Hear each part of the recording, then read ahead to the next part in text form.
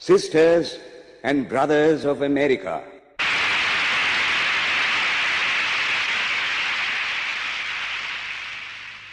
it fills my heart with joy unspeakable to rise in response to the warm and cordial welcome which you have given us. I thank you in the name of the most ancient order of monks in the world.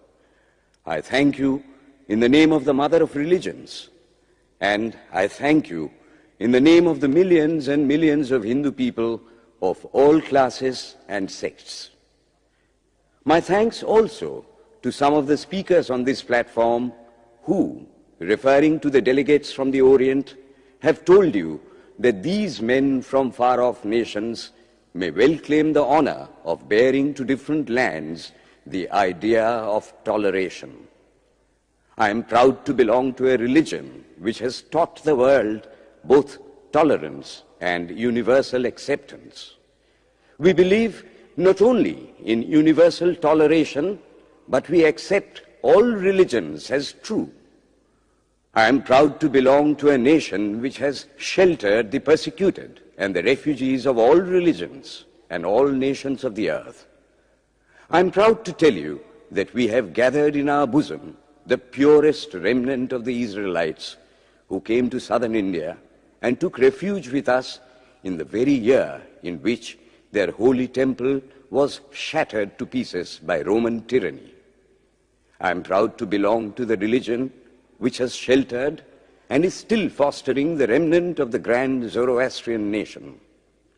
I will quote to you, brethren, a few lines from a hymn which I remember to have repeated from my earliest boyhood, which is every day repeated by millions of human beings. As the different streams, having their sources in different places, all mingle their water in the sea, so, O Lord, the different paths which men take through different tendencies, various though they appear, crooked or straight, all lead to Thee.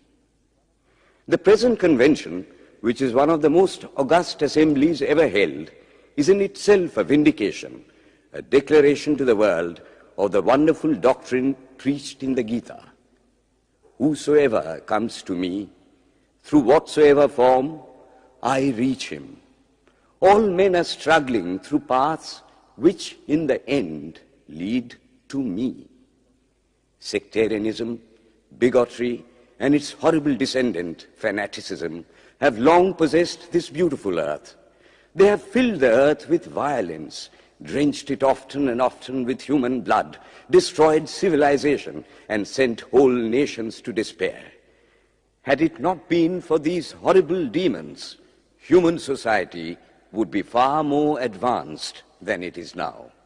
But their time is come, and I fervently hope that the bell that tolled this morning in honor of this convention may be the death knell of all fanaticism, of all persecutions with the sword or with the pen, and of all uncharitable feelings between persons wending their way to the same goal.